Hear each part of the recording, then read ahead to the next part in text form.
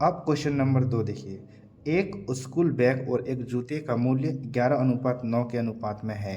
School bag का मूल्य और जूते के मूल्य से 450 रुपये अधिक है। जूते का मूल्य कितना है? ठीक है, तो एक स्कूल बैग और एक जूते, यानी एक स्कूल बैग है और एक, है ना, बी लिख देते हैं, बी फॉर बैग, और एक है जूता यानी शू।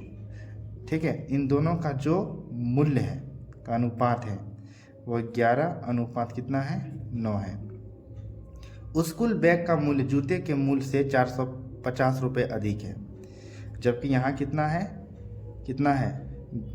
11/9 से कितना ज़्यादा है? यानी 2, यानी 2 यूनिट का मान किसके बराबर है? 450। 450। ठीक है, तो यहाँ से 1 यूनिट कितना हो जाएगा?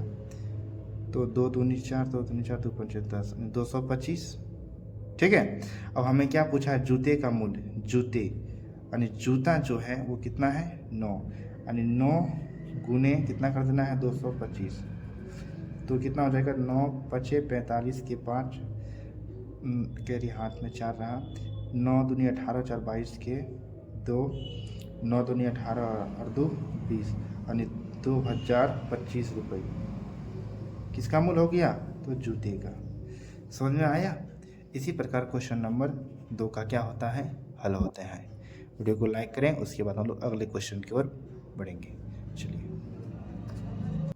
अब जो क्वेश्चन नंबर 3 है उसको हम लोग देखते हैं। यहाँ बोला है P और Q के वजन का अनुपात 9:13 है।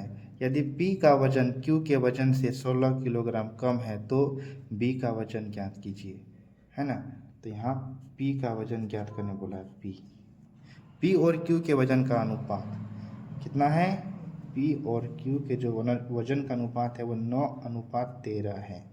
क्वेश्चन में बोला P का वजन Q के वजन से, P जो है वो Q से कितना कम है? 16, जबकि यहाँ कितना कम है? ये इससे कितना कम है? 9:13 से, तो 4 कम है, और ये 4 किसके बराबर हम लोग सोचते हैं? 16।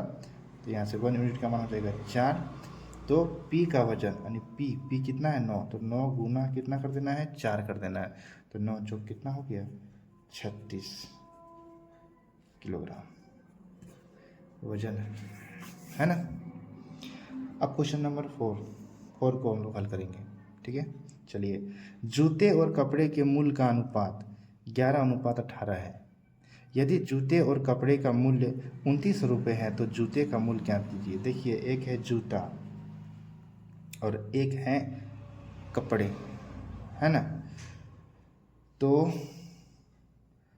हम लोग लिख सकते हैं जूते और कपड़े के जो मूल्य का अनुपात है वो कितना है? 11:18 है। दोनों मूल्य यानी जूते और कपड़े का मूल्य इतना है, जबकि यहाँ दोनों का मूल्य जोड़ते हैं कितना आता है? 8 और 1 9, और 1 और 1 तो 29 आता है, और ये 29 किसके बराबर हो गया है? 29,000 के बराबर। तो यहाँ से 1 यूनिट का मान कितना हो जाएगा? 1000। ठीक है, तो हमें जूते का मूल्य पूछा है, तो जूते का मूल्य कितना हो जाएगा? 11 गुना 1000, तो कितना हो जाएगा? 11,000। ठीक है, 11,000 रुपये किसका मूल्य हो जाएगा? जूते का। और कपड़े का पूछे तो 18 से गुना कर देंगे, कितना हो जाएगा? 18,000। ठीक है ना। अब क्वेश्चन नंबर 5 को हम लोग हल करेंगे। देखिए,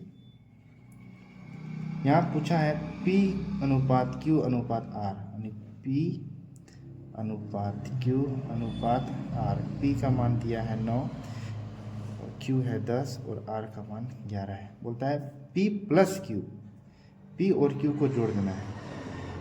P प्लस Q अनुपात Q प्लस R प्लस नहीं, अनुपात R प्लस P निकालना है। तो P प्लस Q, तो P कितना है? 9, और Q कितना है? 10। 9 प्लस 10 अनुपात 10 प्लस 11 अनुपात इतना है, कितना है? 11 प्लस 9। ठीक है, 10 में से 9 जोड़ेंगे तो हो जाएगा 19, अनुपात 10 और 11 को जोड़ेंगे तो हो जाएगा 21, और अनुपात इसको जोड़ेंगे तो हो जाएगा कितना? 19 नहीं, 9 1 10 यानी 20 हो जाएगा। तो 19:21:20 कितना हो जाएगा, ये किसके बराबर हो जाएगा, 19:21:20 ये होगा फाइनल आंसर। ठीक है, वीडियो कैसा लगा आप सभी लोग कमेंट करिए और प्यारा सा लाइक करिए। Thank you.